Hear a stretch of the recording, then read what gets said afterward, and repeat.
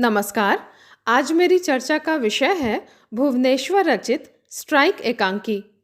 भुवनेश्वर युग प्रवर्तक एकांकीकार हैं। कारवां नामक एकांकी संग्रह से हिंदी साहित्य में इन्हें प्रसिद्धि मिली।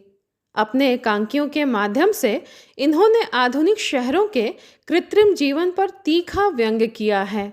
वस्तुतः आधुनिक समाज के खोखलेपन का वर्णन करने में भुवनेश्वर अन्यतम हैं। स्ट्राइक शीर्षक एकांकी में भी मध्य वर्गीय आधुनिक समाज के इसी खोखलेपन का व्यंग्यपूर्ण चित्रण है। एकांकी के प्रमुख पात्र दो हैं, पुरुष और दूसरी स्त्री।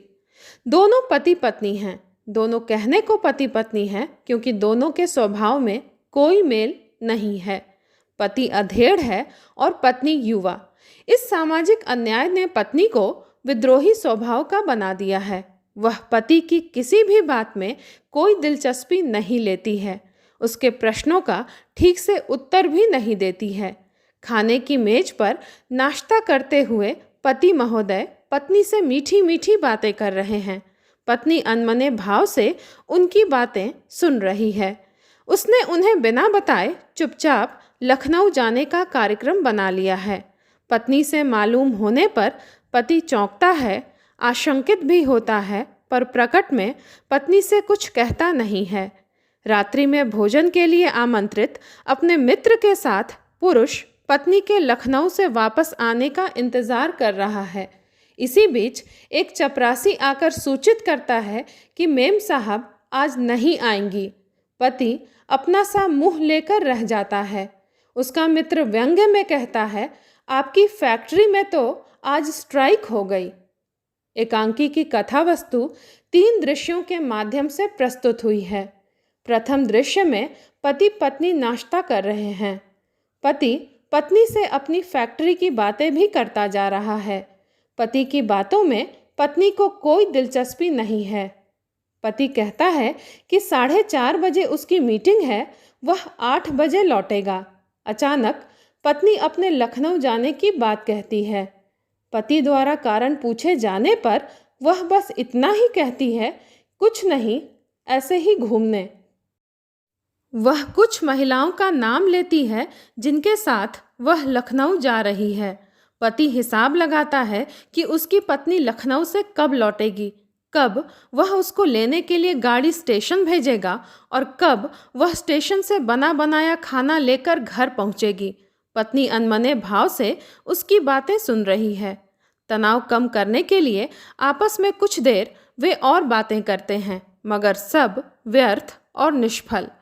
पति मीटिंग के लिए चला जाता है और पत्नी अपनी सहेलियों की प्रतीक्षा करती है। प्रथम दृश्य में पति पत्नी के अलगाव एवं असमान स्थिति को स्पष्ट तौर पर महसूस किया जा सकता है। दूसरे दृश्य में मध्यवर्गीय क्लब जीवन के खोखलेपन का वर्णन है। क्लब का वातावरण मनहूसियत और ऊब से भरा हुआ है। इस ऊब से बचने के लिए क्लब के सदस्य सिगरेट पीते हैं और ब्रिज खेलते हैं। इसके बावजूद वहाँ का वातावरण नीरस ही बना रहता है। सदस्य अनेक प्रसंग उठाते हैं किंतु जमकर किसी भी विषय पर बातें नहीं कर पाते हैं। तीसरा और अंतिम दृश्य एकांकी का प्राण है। एकांकी की चरम स्थिति उक्त दृश्य को हम कह सकते हैं। तीसरे दृश्य में पति श्रीचंद और उसका युवक मित्र घर आते हैं। पति ने युवक को अपने घर पर रात्रि के भोजन के लिए आमंत्रित किया है, परंतु पत्नी लखनऊ से अभी तक लौटी नहीं है और दोनों नौकर भी छुट्टी पर हैं, इसलिए घर का चूल्हा ठंडा है। समय काटने के लिए पति युवक से शादी न करने का कारण पूछता है। युवक कहता है कि उसने शादी नहीं की क्योंकि औरत का दिमाग कभी भी बिगड़ सकता है, फिर ऐसी मुसीबत क्यों मोल ली जाए।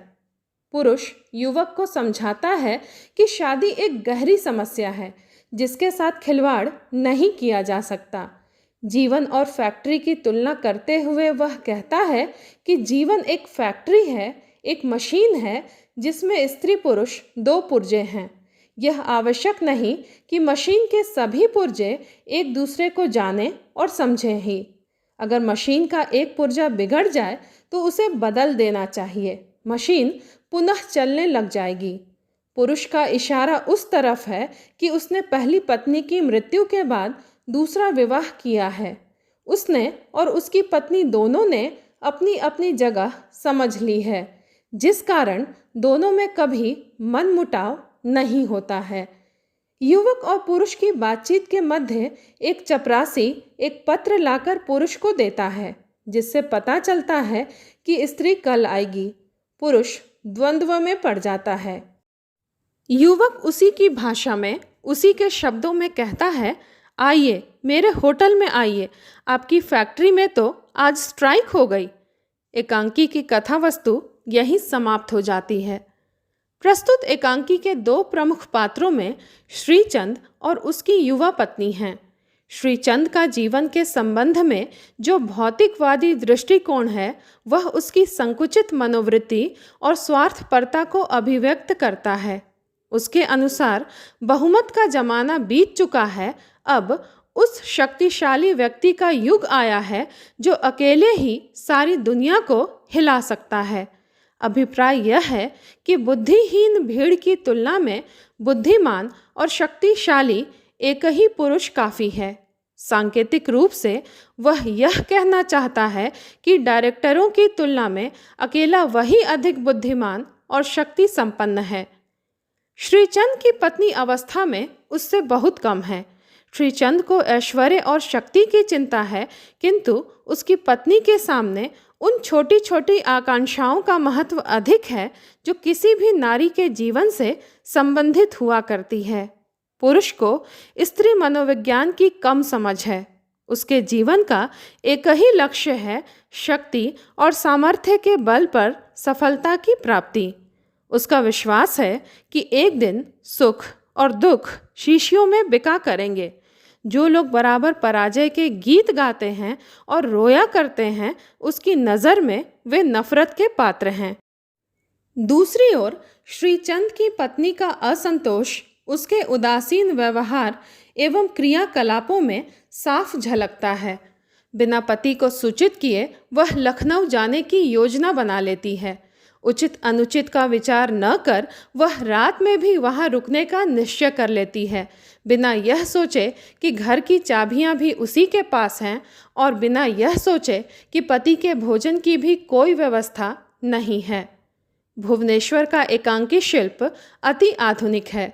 एकांकी के 3 छोटे छोटे दृश्यों में इन्होंने आधुनिक समाज के खोखलेपन को सजीव कर दिया है। पहले दृश्य में पति पत्नी के अलगाव को, दूसरे में ऊब भरे क्लब जीवन को तथा तीसरे दृश्य में दोनों की परिणति बेबसी में दिखाई गई है। भुवनेश्वर के संवाद गूढ़ और सार्थक हैं। भाषा की व्यंजकता और सांकेतिकता दर्शनीय है। जैसे पुरुष का यह संवाद उसकी प्रकृति और चरित्र को अभिव्यक्ति प्रदान करता है। दुनिया का भविष्य उचित समय पर उचित काम करने वालों के हाथों में है। दुनिया की सारी दौलत, सारा आराम, सारा जस उसका है जो अपनी जगह पर कायम है, और काम का जो छोटा हिस्सा उसका है उसे मशीन की तरह पूरा कर रहा है। एकांकी में प्रतीकों का प्रयोग दर्शनीय है। शीर्षक अपने आप में एक प्रतीक है जो मशीनी सभ्यता की निस्सारता का द्योतक है। आज के यांत्रिक भौतिकवादी युग में पति पत्नी मानो मशीन के 2 पुर्जों के समान बन गए हैं। वे साथ साथ इसलिए रहते हैं कि उन्हें जीवन रूपी मशीन को चलाना है। वे यंत्रवत अपना काम करते हैं। मानवीय संवेदना, सहयोग, प्रेम का अभाव उनमें साफ दिखाई देता है। आधुनिक वैज्ञानिक सभ्यता वस्तुतः फैक्ट्री नुमा हो गई है। एकांकी के अंतिम दृश्य में एकांकीकार ने व्यंग्यात्मक दृष्टि से पत्नी की अनुपस्थिति और घर की अव्यवस्था का संकेत स्ट्राइक शब्द से कर दिया है। शीर्षक पूरी तरह से एकांकी के मूल भाव की सांकेतिक अभिव्यक्ति में सफल है। देखा जाए तो एकांकी का पूर्ण सौंदर्य रंगमंच पर ही दृष्टिगोचर हो सकता है। प्रस्तुत एकांकी में 3 छोटे दृश्य हैं जिन्हें सफलतापूर्वक रंगमंच पर अभिनीत किया जा सकता है। प्रत्येक दृश्य के आरंभ में मंच सज्जा का निर्देश भी है। धन्यवाद।